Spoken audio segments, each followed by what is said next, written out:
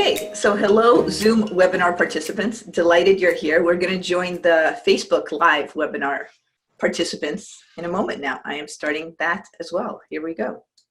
This webinar is about how to set up your office. So I will tell you, this is actually not my favorite setup. My favorite setup is over there at my standing desk, but I moved here to see if this would be a little better for hearing and seeing. How can you set up your home office? Most of us are at our desks right now. Most of us are figuring out, look, do I have too many things in the background? Do I have kids coming in? Is this light from the window too bright? What's going on? So today's is really, really practical. This isn't even about focus or motivation or your scheduling, all these things that we have on for you later on this week. But today is really, how do I set up my home office? So I'll start. I'm going to tell you about 3 things today. And you'll see I'm checking out for my water. And I highly recommend that you grab some water from your kitchen. As I now know, we are all at home, and I'm not saying go to your cafeteria or your office water cooler. Grab some water. We're going to talk about 3 things: video, audio, and water. You might think the water part is a little silly, but I'll actually start with that. I always have a glass of regular water, and for me, I always have a glass of hot water, like tea. Why? Because you're going to get parched, especially if you're the one who's doing most of the speaking. You don't want to be leaving a Zoom webinar to run into your kitchen. It's always nice to have some tissues around and if you need it. Some people have cough drops, but really water. We have now covered 1/3 of the webinar. I am telling you, this is all about getting it in within the 20 minutes. Water, I could talk more about it, but basically have it. I can take questions and answers about water. Now, you're probably here because you're also thinking, home office, I'm working from home consistently. What should I do? So I'll start with your visual setup, and then I'll move on to lights. I'll show you the light example. Your visual setup. Take a look at what I'm doing. I've made a choice. For video, there are basically 2 things you should have in the background. Either the kind of thing that I have, which is very simple, likely 2 things, 1 on each side of the head. And the second thing, which I don't have the ability to do, is a blank screen or a blank wall. So let me talk about the wall first. Why am I doing this? Why am I doing a webinar on these things? Because it's probably the most practical, and it's something that you'll face all the time. So please let me know at any point if you have questions. You can put it into the Q&A section. You can type it into the chat. We're very informal here. We're very all about figuring out what helps you. So this first webinar is on this practical thing because it is so practical. We have our office setups and we're not quite sure how to do it, how to set it up. Blank screen, I can't do this, but if you can do so that behind you is literally just a blank wall, if you have a way where you're at a table and it's just a blank wall, that's excellent. That's actually a wonderful video setup. One other way that I've seen somebody do the blank wall approach is a colleague of mine, Sharon, who will be a coach doing a webinar this Thursday. She has a screen. She got it, I think, on Amazon. It's one of those room division screens, room dividing screens. It's about 6 dividers. So all you can see behind her is that brownish screen. Again, it's just you and the background. Why do we want this? We kind of want this for the same reason that my kids are doing Zoom. They're in kindergarten and in 2nd grade. And one of their Zoom expectations and instructions that they got is be boring. So what does be boring mean? Be boring means when you're there, when you're at the screen, don't have distractions. Don't have like lots of movement even in yourself. Be boring and still and calm, and infuse that to the webinar. All right, so we've gone through 1. 1 is the blank background, which can either be a blank background or it can be one of those room dividers if you set it up right behind you. And also some people are a little shy about, oh, my office is actually in my bedroom, and so I've got my bed behind me or I've got my closet. Just get the room divider or get something that just covers up the back. That's one way, the blank background. The second way is the way that I've chosen. I think a lot of people choose, which is 1 thing on each side of your head. It can be a plant in a bookcase. It can be 2 pictures. It can be a picture and a plant. It can be even a plant that's a fake plant. It doesn't matter, just something that's visual but not distracting. And my only caveat with this is to not have anything that goes out of the top of your head. So when you're setting up your home office, like I'll give you an example. I can't even give it. If I have that picture coming right out of the top of my head, not good, not good. So just something on the left side and the right side. plant, bookcase, whatever works for you. Moving on, so we've talked about blank background and one thing on each side so that it's visually here. Now I'm gonna ask you a question, so please type this into your chat. How much of your body do you think should be in the screen? Do you think you should be this close? Do you think you should be way far? Or just what part of your body should be in the screen? And I will see what you're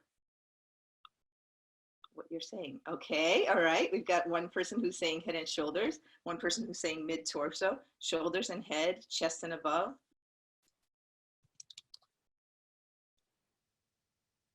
Top third. That, I can kind of see what you mean by that as well. So yes, a lot of you are saying exactly, and actually exactly in the terms that I would say, chest and above. Thank you. Oh, hi, nice to see you here.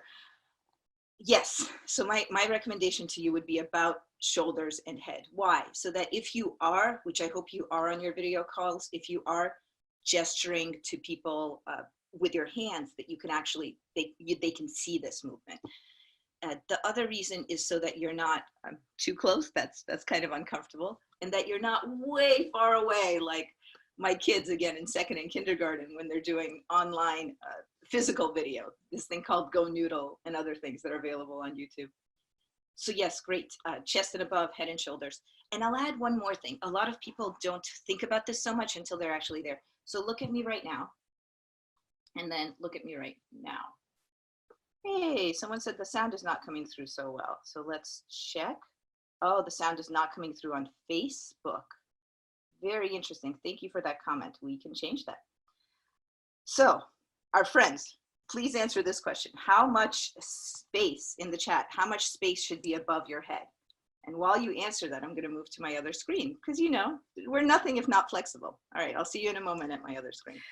What are your answers? What are your answers in terms of what should be how much of your head? So someone's saying just enough to create a pleasant frame, make sure your head's in the picture. Yeah, so some people, I don't know why, but some people do. I think it's because they're on laptops. They do this. And so you see their eyes, excuse me, which is good. And then you see, that's it. So just notice if you're on the laptop, you may need to tilt your laptop in to a little bit not comfortable position. One of you is saying a small border. I would agree with that. And I would say even air, oh, somebody look like we're face to face. Yeah, not look like you're towering over someone either. Not like the nostrils view. Yes, exactly. I would say air more on the side of more of your head being near the top. And I'll tell you why, because more people air towards less. I don't know why. I think it's because a lot of us are on laptops, but that's weird. That looks like someone, and all the other people in the meeting are towering over you. So yes, thank you for those of you who've commented. Basically something where you're again between, and you noticed I got over to this computer and I wasn't quite between the images. So I shifted. It's really easy for me to shift. So between the images with that headspace. All right, we're 2/3 of the way through our call. So we've done water. And if you're with me, please have a sip of your hot tea, your regular temperature water. We've done water, and we've done video. There's one part of video we haven't done. I hope I can show it to you here, and then we'll go on to audio. Last part of video. I am using this thing called a Logitech camera, a Logitech Brio. Logitech is also a client of Silicon Valley Change. We provide coaching for Logitech, VMware, Sony PlayStation, a lot of amazing companies, high-tech, finance, research companies. So I'm going to show you this. This is the difference between camera. That's one camera. Do I look kind of dark? A little bit depressed. This is just my computer camera. And then I'm switching to, I'll actually show it to you. It's this small, it's a cute little camera called the Logitech Brio. I love it. I love it. Others of our coaches, it's expensive, it's pricier, but because I do all my calls here, I switch to it. So this is the Logitech. I mean, don't I look night and day? I'll just show you one more time. This is my regular camera, and this is the Brio. So if you're doing all your calls on video now, you may consider doing something like that, whatever something like that would be for you. So that's one other aspect of video. And one person asked, how do you look like you're looking at people? Oh, I don't think, so thank you for asking that. I don't think you should worry about that. I think, so right now I'm looking at the camera because I'm the only one here, but when I have a meeting, just look down at, so this is me looking at myself. I don't think you should worry about that because that makes you inauthentic. If I'm speaking to someone who's right there for seeing, but I'm looking here, that's weird. That's not how people interact. So if you're in a meeting, just look at the person. If you're doing a web presentation, look at your camera. Okay, so we've gotten through the head, we've gotten the sides, we've talked about potentially a different camera if you're going to be online a lot. And let me show you one other thing. This company is not a client. Someone actually who works at Zoom recommended this to me. And this is called a ring lamp. So let me see if you can see it. Oh, it's way over there. We can post this on Facebook later. Get the LED kind, not the kind that heats up, but the LED if you get it. This is really if you're doing more presentations. So you don't completely need it, but you might want it because otherwise I have a window. So quick digression on this. I have a window, and so it's usually light on one side. This makes it light on both sides. That's optional, not a big thing, not a huge part of this webinar. All right, so we did video, we did water. And in the last remaining minutes, we're gonna do audio.